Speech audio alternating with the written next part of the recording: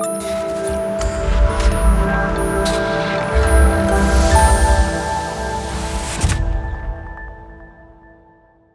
Friend, welcome back to Legal Tax. और new financial year आपका start हो चुका है, जो कि आपका आपसे जो स्टार्ट होगा वो 2024 होगा। बट जो आपको आईटीआर फाइल करना है वो आपका 2023 2024 का फाइल करना है, और जो कि डेट ऑलरेडी आ चुका है। तो आपको अब अपडेट बता दें कि जो आईटीआर 1 है, आईटीआर 2 है या आईटीआर 4 है, इनके फॉर्म ऑलरेडी आ चुके हैं। आज हम आपको बताएंगे कि कौन सा आईटीआर आपको फाइल करना है, क्या लास्ट डेट है, क्या उसमें बेनिफिट्स है, कौन सा टोल टैक्स में बेनिफिट है और न्यू में। नेक्स्ट हम कल आपको आईटीआर 1 फाइल करना सिखाएंगे, तो इसके ऊपर हम आज स्टार्ट करते हैं। तो चलिए स्टार्ट करते हैं। तो सबसे पहले चीज़ आपको मैं बता दूं कि ऑलरेडी फॉर्म आ चुके हैं, और वो फॉर्म कौन कौन से आए हैं। आईटीआर 1 के फॉर्म आ चुके हैं, आईटीआर 2 के फॉर्म आ चुके हैं और आईटीआर फॉर्म 4 आ चुके हैं। आईटीआर 3 होप सो इस वीक या नेक्स्ट वीक तक आपके आईटीआर 4 भी आ जाएंगे। ठीक है, तो आपको जो आईटीआर फाइल करने का भी जो है आईटीआर 1 आईटीआर, अब आ जाती है लास्ट डेट क्या है। ऑलरेडी मैंने लास्ट वीडियो में भी बताया हुआ है, जो कि फाइनेंशियल ईयर 2023-2024 का जो फाइनेंशियल ईयर का आईटीआर फाइल करने का लास्ट डेट है वो 31 जुलाई 2024 है। इससे पहले पहले आप अपना आईटीआर जरूर फाइल कर लें। अब आपको याद आता है कि किस किस टाइप से आप अपना आईटीआर फाइल कर सकते हैं, चाहे आपका आईटीआर 1 हो, चाहे आईटीआर 2 हो, चाहे आईटीआर 4 हो। तो देखिए, नॉर्मली गवर्नमेंट ने, डिपार्टमेंट ने 3 टाइप से आईटीआर फॉर्म फिल करने का दे रखा है। फर्स्ट है ऑनलाइन, जो आप प्रॉपर ऑनलाइन फाइल कर सकते हैं इनकम टैक्स के साइट पे जाके। सेकेंड आता है जेएसओएन फाइल करने का, और थर्ड आता है एक्सेल यूटिलिटी फाइल करने का। तो 3 टाइप से फाइल होता है। नॉर्मली आप आईटीआर के साइट पे जाएंगे, यहाँ पे देखिए आप आईटीआर पे आप अपना होम पे क्लिक करते हैं, तो होम पे क्लिक करते हैं यहाँ पे आपको डाउनलोड का ऑप्शन आ जाएगा। डाउनलोड पे जाके आप जैसे ही यहाँ पे क्लिक करेंगे तो आपको ये देखिए, एक तो आपका ये आ गया कॉमन यूटिलिटी का आ गया। ठीक है, इसके अलावा आप लॉगिन करके वहाँ से फाइल कर सकते हैं। तो ये 3 चीज़ें हैं। जेएसएन भी फाइल कर सकते हैं, तो जेएसएन के लिए आप लॉगिन में जाइए और उसके बाद उसको डाउनलोड कर लीजिए आप अपना, तो वहाँ से आप नॉर्मली फाइल कर सकते हैं। तो ये 3 चीज़ें हैं आपको वहाँ से फाइल करने का। हमने ऑलरेडी जेएसएन और एक्सेल यूटिलिटी बता ही दिया, और ऑनलाइन आपको पता ही है, और लास्ट हमने वीडियो बनाया उस पर भी हमने डाल रखा। अब आता है eligibility criteria to file ITR 1, ITR 2 और आईटीआर 4। कौन से पर्सन कौन सा आईटीआर फाइल कर सकता है। तो ITR 1 can be filed by tax payer who are residents individual other than non ordinary residents having income from salary, one house property, other sources income such as interest, dividend, family pension and agriculture income up to 50,000 and gross total income from also exceeding 50 lakhs in a financial year। तो ये आपका term है जो ITR 1 file करने के लिए है। इसमें ही आप आईटीआर 1 फाइल कर सकते हैं। ITR can be filed by tax pair having more than one house property and those who have earned capital gain.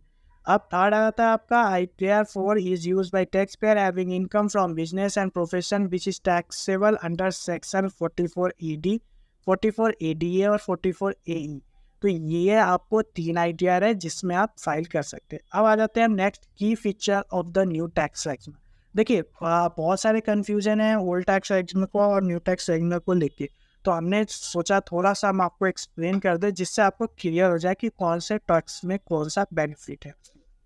तो अगर 0 से 3 लाख तक है तो आपको ऑलरेडी पता है 9 लाख, 3 से 6 है तो 5% है, 6 से लेके 9 तक है तो 10% है। हम आपको कल बताएंगे प्रॉपर एक वीडियो बना के कि आपको ओल्ड टैक्स एग्जाम में आप फाइल करते हैं आईटीआर 1 तो आपको कितना बेनिफिट होता है, हम आपको आज पीपीटी के थ्रू आज समझा रहे हैं। नेक्स्ट आ जाता है 9 लाख से 12 लाख तक, और 12 से 15 लाख और 15 से अबव हो जाता है। की feature of the new tax exam, देखिए सबसे फर्स्ट चीज़ है डिफॉल्ट ऑप्शन है कि आपको डिफॉल्ट में ये आएगा कि न्यू हायर एग्जेप्शन लिमिट है, टैक्स है, टैक्स रिबेट है। हायर एग्जेम्पशन में मतलब ये है कि आपको 2 लाख से उसमें ज़्यादा बेनिफिट ले सकते हैं। Standard deduction for new tax exam आपको पता ही है, फॉर सैलरी इनकम के लिए in the new tax exam salary deduction 50,000 already applicable है। दिस दैट फिर यू कैन सब्सिड 50,000 तक ही आप इसमें कर सकते हैं। फॉर फैमिली पेंशन का आपको है। की feature of the old tax exam, देखिए ओल्ड टैक्स एग्जाम में भी सेम है, बट कुछ टैक्स होते 0 से 2.5% थे, 2.5 से रिबेट अंडर सेक्शन 87 भी अवेलेबल था, 5 से 7 तक 20% थे, 5 to 7.5 से लेकर 10 लाख तक 20%, फिर 30% और 30%। ठीक है, अब आ जाता है more tax deduction and exemption कि इसमें आपको मोर टैक्स मिलता है 80 न्यू ओल्ड टैक्स एक्ट। जैसे आपको सेक्शन 80C का ये हम आपको कल फॉर्म फिल करके बताएंगे। 80C आपको मिल जाएगा, 80D मिल जाएगा, 80TT भी आ जाता है, हाउस रेंट अलाउंस हो गया, लीव ट्रैवल अलाउंस और टैक्स रेगुलर, ये सारी चीज़ें आपको ओल्ड टैक्स रेगुलर में नॉर्मली मिल जाता है।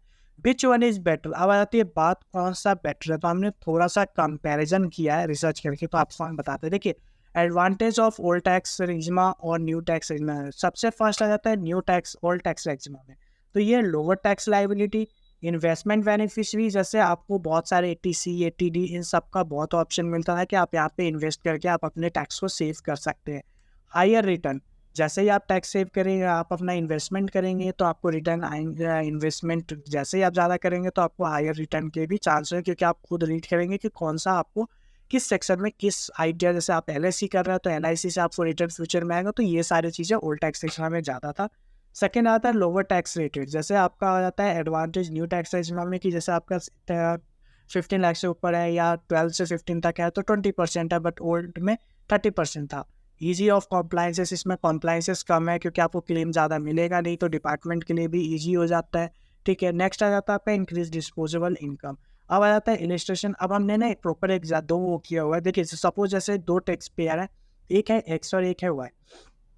एक की सैलरी है 20 लाख, सेकेंड की सैलरी है 10 लाख। ये ध्यान से देखिएगा, इससे आपको सारा चीज़ क्लियर हो जाएगा। एचआरए मिल रहा है इनको 1.2 लाख का, इनको मिल रहा है 1 लाख का। ठीक है, इनको मिल रहा है एलटीए 50 का, इनको भी 50 का है। स्टैंडर्ड डिडक्शन 87 में आपको 50 मिल रहा है और इनको भी 50 मिल रहा है। डिडक्शन अंडर 80C में 1.5 और 1.5 मिल रहा है। अब आ जाते हैं इनके कंपैरिजन करके देखते हैं, जिससे आपको क्लियर हो जाएगा। अब देखिए, ये है ओल्ड और न्यू टैक्स में। ओल्ड में इनका जैसे 20 लाख था, 1.5 लाख का इनका एग्जाम्पशन था, ये सारी चीज़ें थी। तो जो इनको चार्जेबल इनकम टैक्स पड़ रहा है वो 3,13,000 का पड़ रहा है। बट इनका आप देखेंगे न्यू टैक्स एग्जिमा में जो इनका पड़ रहा है वो 3,12,000 का पड़ रहा है। तो ये हमने कंपैरिजन किया है ओल्ड और न्यू में, जो आपका ये सब कुछ क्लेम करने के बाद। तो इस हिसाब से जो आपका ओल्ड में था उसमें 3,30,000 का पड़ता था, और इसमें बट इसमें आपको इन्वेस्टमेंट ज़्यादा करने की ज़रूरत नहीं है, जैसे ईटीसी और इन सब में आपको करने की ज़्यादा रिक्वायरमेंट नहीं है। अब आ जाते हैं हम ये सेकेंड पर्सन की, जिनकी सैलरी थी 10 लाख। तो 10 लाख में आपको पता ही है स्टैंडर्ड डिडक्शन 50 का मिल रहा है आपको, 1 लाख हो गया 50,000। इनमें जो ओल्ड टैक्स एग्जिमा में इनको 42,500 पे करना है, बट न्यू टैक्स एग्जिमा में जो इनको पे करना होगा वो 52,500 पे करना होगा। तो इस हिसाब से जो वो न्यू टैक्स एग्जिमा में है, इसमें इनको टैक्स ज़्यादा पे करना पड़ेगा। तो इस बेस पे आप ओल्ड टैक्स में एग्जिमा ले सकते हैं, जिससे आपको बेनिफिट ज़्यादा होंगे। ठीक है, ये सारी चीज़ें थी जो हमने कंपेयर कर दिया। तो अप्रॉक्स आप लेके चलिए 10 से नीचे है तो आप ओल्ड में ज़्यादा प्रेफर कीजिए, बट आप न्यू में भी कर सकते हैं, बट आपको प्रॉपर करना चाहिए। तो इसके रिगार्डिंग आपको कोई भी टैक्स कंसल्टेंट की रिक्वायरमेंट पड़ती है, टैक्स रिलेटेड कोई भी आपको कंसल्टेंट चाहिए, तो आप हमें कांटेक्ट कर सकते हैं। हम आपका प्रॉपर आइडिया फाइल करके आपको हम प्रोवाइड कर देंगे। अगर वीडियो अच्छी लगी हो तो प्लीज़ चैनल को सब्सक्राइब जरूर करें और लाइक और कमेंट जरूर करें, जिससे हम अच्छे अच्छे वीडियो लीगल और टैक्स के रिगार्डिंग आपको टाइम टू टाइम लेके आते हैं। थैंक यू एंड धन्यवाद।